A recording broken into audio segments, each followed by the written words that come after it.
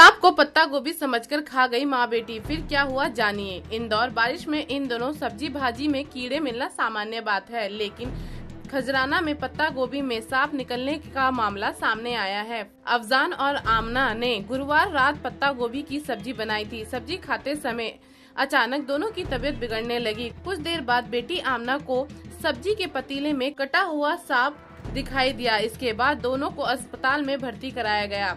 खजराना में अफजान अपनी बेटी आमना के साथ रहती है। दोनों माँ बेटी गुरुवार रात को खाना खा रही थी। खाना खाते खाते अचानक दोनों को चक्कर आने लगे। उन्होंने इसे सामान्य तौर पर लिया। थोड़ी देर बाद दोनों की तबीयत बिगड़ने लगी। इसके बाद आमना अपने भाई को खाना परोसने लगी। जब उसने भाई को सब्जी देने के लिए पतीले में चम्मच डाली तो उसके होश उड़ गए। सब्जी के पतीले में एक सांप 2 टुकड़े में दिखाई दिया। ये देखकर उसने तुरंत अपनी अम्मी जान को बताया।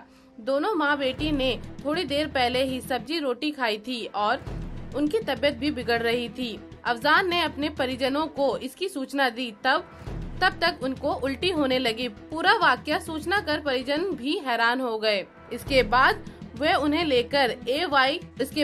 लेकर MY अस्पताल पहुंचे। अस्पताल में आमना ने बताया कि शाम को अम्मी सब्जी मंडी से पत्ता गोभी लाई थी। मैंने सब्जी काटी और अम्मी ने सब्जी बनाई थी, लेकिन काटते समय मुझे कुछ ऐसा दिखाई नहीं दिया। भाई को जब सब्जी परोसते वक्त देखा तो सांप का बच्चा कटा हुआ था। MY के अध्यक्ष डॉक्टर BM पाल ने बताया कि गुरुवार रात को माँ बेटी की स्थिति गंभीर थी, लेकिन अब दोनों खतरे से बाहर है। एहतियात के तौर पर उन्हें अगले 24 घंटे तक मेडिकल सुपरविजन में रखा जाएगा, लेकिन ये बहुत सामान्य घटना भी नहीं है।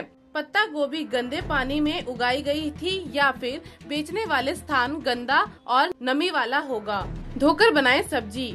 डॉक्टर पाल ने कहा कि सब्जी के साथ सांप आना सामान्य मामला नहीं है।